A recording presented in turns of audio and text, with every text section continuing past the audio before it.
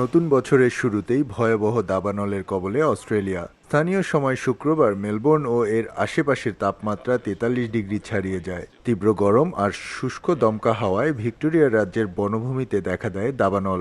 নিয়ন্ত্রণহীন আগুনে মেলবোর্ন থেকে 175 কিলোমিটার উত্তরে লংউড ও রাফি উপশহর পুড়ে ছাই হয়ে গেছে বলে জানিয়েছে স্থানীয় কর্তৃপক্ষ।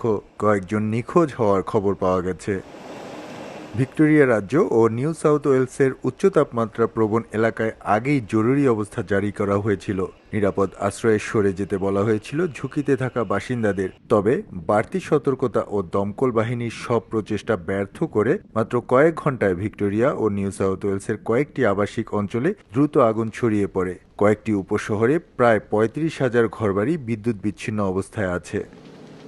গৃহহীন অনেকেই কাছের আশ্রয়কেন্দ্রে অবস্থান নিয়েছেন। কেন্দ্রীয় সরকারের পক্ষ থেকে এরই মধ্যে সব ধরনের সহায়তার নিশ্চয়তা দেওয়া হয়েছে।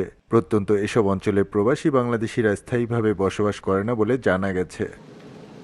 আর তীব্র দাবদাহের মধ্যেই গ্রীষ্মমণ্ডলীয় ঘূর্ণিঝড়ের আশঙ্কা করছে আবহাওয়া অধিদপ্তর।